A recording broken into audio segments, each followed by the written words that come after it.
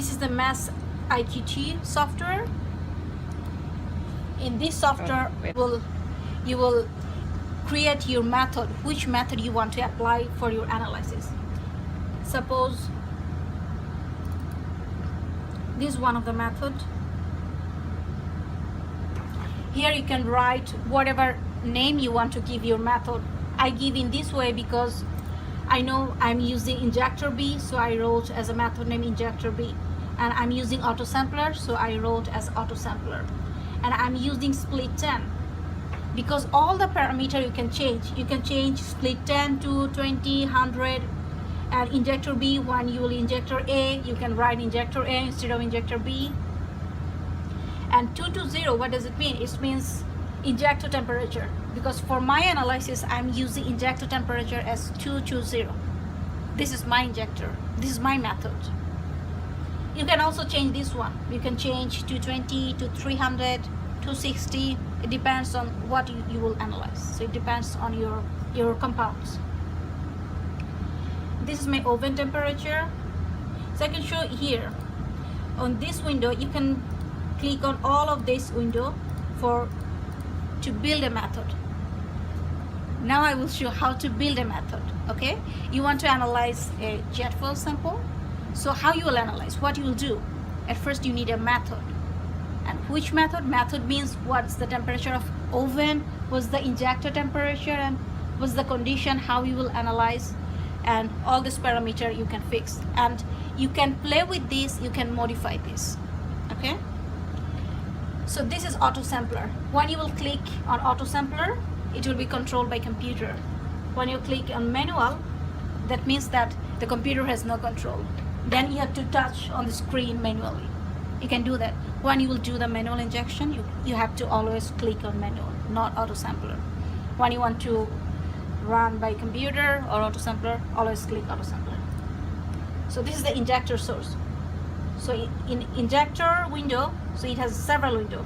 In this window, we don't change anything. There is the auto sampler. Here you change the auto sampler. Okay.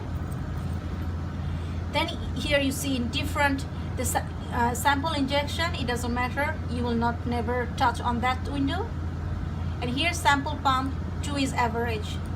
Like you can use 3, 4, but you can use 2 always. It doesn't matter. What does that mean? Like how you to pump, inject the vial, because the injector is injecting. It's like a syringe. Like you inject something when you inject in your body, or if you inject something, it's working the same way. It's injecting the vial. So it will inject pump like 1, 2, like pumping something. Okay. Okay? Good. Yeah. So this is the sample pump.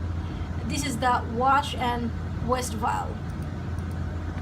Here we have two vial. I will show it later. There is some wash vial and waste vial. Like before injecting the sample, the injector clean with the solvent. This is called washing. It inject with the solvent wash, then it throw the waste vial. So it has two set of vial, one for wash, one for waste. So normally you put 1 or 2 because it has 2 set. And here is the washing step. How many times you want to wash? 1 times, 2 times, 3 times. This pre-injection solvent wash, normally you put it 0. And this is a pre-injection sample wash. It means after sampling, the injector put on the sample, then it wash again. Because injector should be clean all the time. It should not be contaminated. If injector is contaminated, you will get wrong result. All the analysis will be affected. So every time it should be clean. And here is post-injection. It's like after solvent wash. So it doesn't matter. You just click on 2 to you can fix with all the analysis. You can use my method for your analysis. It does not affect the further analysis. Yeah.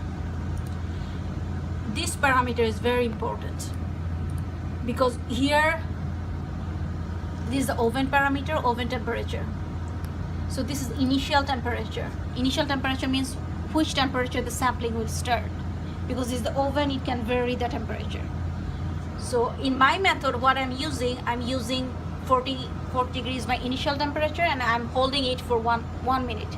You see in the graph, if I change the holding time, you can see the graph will change. Suppose I'm putting it 5, you see, that means it will stay as 5. If you put it 3, it will change again. See, you can play, and it also depends on this parameter is not fixed. It depends on your compounds, because when I started to develop my method, I started with 50 and I saw I could not separate all of this. So I below the temperature, and then I saw 40 is good for me for my compound. And I also played with this parameter, holding time 1, 2, 3, 4, 5. And for my case, I got holding time 1 minute was best result. So this way you develop your method. So you can play or change your holding time, your temperature, and this is a ramp. This is very important, because this ramp rate change your analysis time. Suppose if you put, instead of 20, if you put 40, you see this is the total time, 7.5 minutes. That means it will take 7.5 minutes for run the sample. That means faster analysis. But if you change, instead of 40, if you put 10, you see 24 minutes. If you put 20, you see 30 minutes.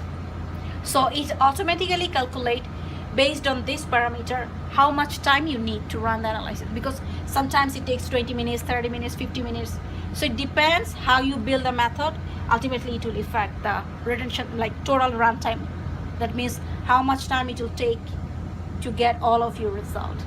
For my case, I have used this parameter, so my runtime was 13 minutes. Okay. And here is the injector B temperature. This is 220. You can change it to 60 or 300, whatever you want. It depends on your method. For my case, I'm using 220.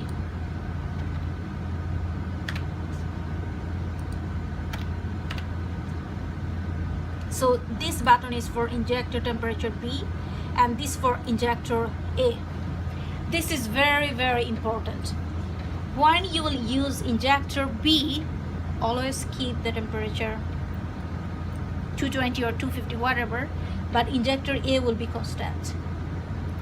But if you want to change the injector, suppose you want to run injector A, you don't want to run injector B, then here injector B will be 100 and injector A will be 220.